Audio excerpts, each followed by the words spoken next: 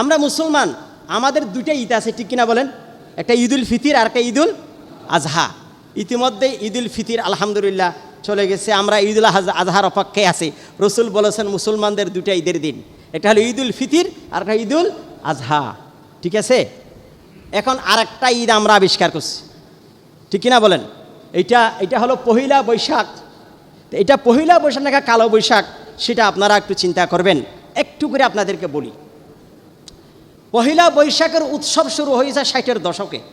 60-এর দশকে পহিলা বৈশাখের উৎসব, পহিলা বৈশাখ নিয়ে র্যালি শুরু হয়েছে 90-এর দশকে। 60-এর দশকে কোনো পহিলা বৈশাখের উৎসব ছিল না। তাহলে এটা নতুন না পুরাতন? বলেন না, নতুন জিনিস। আপনারা যাদের বয়স 50-60 বছর হয়েছে, আপনারা দেখেছেন পহিলা বৈশাখ না পুরা বৈশাখ মাস জুড়ে এক সময় কিছু বাজার হইতো। ওই বাজারগুলিতে কি হইতো? গ্রামের মানুষ যারা চাষাবাদ করে, চাষিদের জন্য কুড়াল, দা, হ্যাঁ, মানে অর্থাৎ চাষাবাসের যে সামগ্রীগুলি আছে, চাষ করার সামগ্রীগুলি বিক্রি হইত পুরা মাস। এক এক জায়গায় এক সময় হইতো। এটা চাষাবাদের সুবিধার্থে বিভিন্ন বাজার বসত। এতটুকু জায়েজ, কারণ মানুষকে বাঁচতে হবে, চাষ করতে হবে। চাষ করা ভালো না খারাপ? ভালো কাজ। এই উৎসব নিয়ে, এরকম বাজার নিয়ে আপনাদের কিছু কিনতে হয়, কিছু যদি বিক্রি করতে হয়, কিছু সংগ্রহ করতে হয়, এই জন্য একটু আনন্দ হয়। এটা ইসলামে নিষেধ নেই, কারণ ইসলাম তো মানুষের জন্য, উখরিজাত লিন্নাস, মানুষের জন্যই তো ইসলাম। রসুলের উম্মাত মানুষের জন্য। এখন সমস্যা হয়ে গেছে অন্য জায়গায়। এখন এই উৎসবটাকে এমন পর্যায়ে নিয়ে গেছে যে পহিলা বৈশাখ নির্দিষ্ট দিনে এটাকে বরণ করতে হবে, এটা নিয়ে উৎসব করতে হবে, এটাকে নিয়ে 14 কিলোমিটার আলফানা লিখতে হবে। নাউজুবিল্লাহ বলেন। 14 কিলোমিটার রেকর্ড, গিনেস বুকে রেকর্ড হয়েছে। 14 কিলোমিটার লম্বা আলপনা এঁকেছে, হাজার হাজার কিলো রং কালার বিলিয়ে দিয়েছে। এটা আমাদের রেকর্ড। বিভিন্ন দেশে মাশাআল্লাহ রেকর্ড করতেছে আবিষ্কার নিয়ে। হ্যাঁ, চাঁদের দেশে যাচ্ছে, মঙ্গল গ্রহে যাওয়ার চেষ্টা করতেছে, বিভিন্ন ক্ষেপণাস্ত্র আবিষ্কার করতেছে, বিভিন্ন অস্ত্র আবিষ্কার করতেছে, বিভিন্ন সায়েন্টিস্ট আবিষ্কার করতেছে, গবেষণা করতেছে, রোবট আবিষ্কার করতেছে।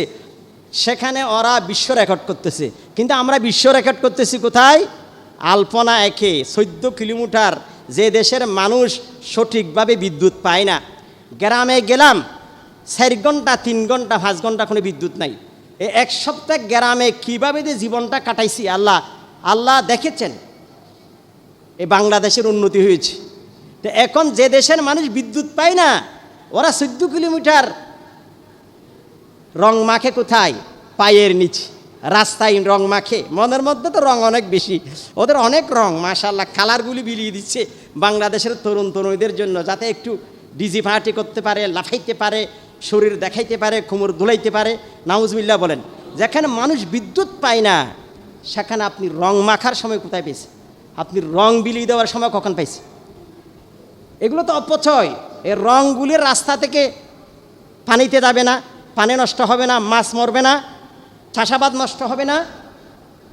ওই কোথায় ডাকাতও করা নাই, অনেক দূরে গিয়ে, গ্রামে গিয়ে রং মাখছে রাস্তায়। এই রং মাখার টাকাগুলি যদি দিয়ে গরিব দরিদ্র কিছু মানুষের ঘর নির্মাণ করে দিত, তাদেরকে যদি ঈদের সময় কিছু পহিলা বৈশাখ উপলক্ষে কিছু খাবার বিতরণ করত, তাদের কিছু কিছু দান করত, তাহলে সোয়াবের কাজ হইত।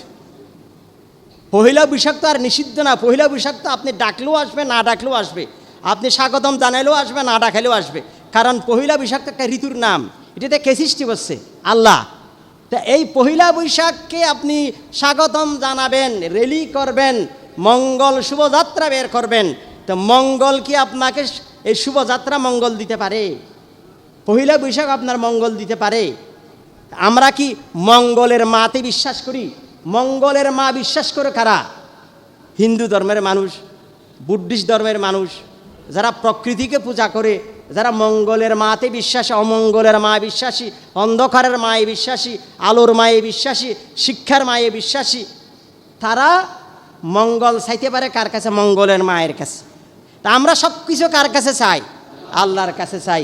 ইয়াকা না'বুদু ওয়া ইয়াকা নাস্তাঈন, এই কথাটা আমরা প্রত্যেক দিন ঘোষণা দিচ্ছি। এটা আমাকে আল্লাহ শিক্ষা দিয়েছেন, এটা আমাকে প্রত্যেকদিন নবায়ন করতে বলেছেন, তাজদীদুল ঈমান করতে বলেছেন, যাতে হারিয়ে না যায়, এই শ্রুতি যাতে আমি হারিয়ে না যাই। কারণ প্লাবন চলতেছে, স্রোত চলতেছে, আমরা স্রোতের বিপরীতে চলতেছি। কারণ ইসলাম থেকে আমাদেরকে বিচ্যুত করার জন্য, ধর্ম থেকে দিন থেকে আমাদেরকে বিচ্যুত করার জন্য স্রোত, প্লাবন, সুনামি সৃষ্টি হয়েছে।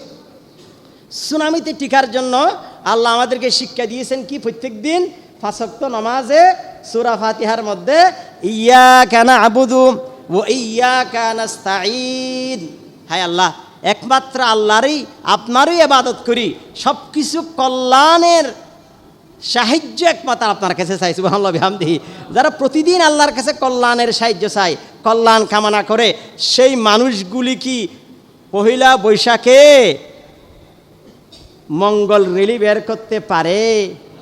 এই মঙ্গল রেলি আমার ইমানের সাথে যায়, ইয়াকা না'বুদুর সাথে যায়, ইয়াকা নাস্তাঈনের সাথে যায়। এইটা আপনারা আমাদেরকে কেন বাধ্য করতেছেন? যারা মঙ্গলের মাথায় বিশ্বাসী, দুর্গা মাতায় বিশ্বাসী, ওদেরকে করতে দেন, ওদের ধর্ম ওদেরকে চর্চা করতেছেন। ওদের ধর্মে বাধা দেওয়ার আপনি কে? যার ধর্ম সে পালন করবে স্বাধীনভাবেই। পাহাড়িরা মঙ্গল মাথায় বিশ্বাসী, ওদেরকে করতে দেন। ওরা পানিকেও পূজা করে, গঙ্গায় গোসল করে, কাপড় খুলে উলঙ্গ হয়ে কি করে ওই বৈশাখকে, পহিলা বৈশাখকে স্বাগত জানায়। কারণ ওরা বৈশাখকে আল্লাহ মনে করে, পূজনীয় মনে করে, মাহবুদ মনে করে। কিন্তু আমরা তো একমাত্র পূজনীয় মাহবুদ কাকে মনে করি? আমরা তাওহীদবাদী, আমরা মুমিন।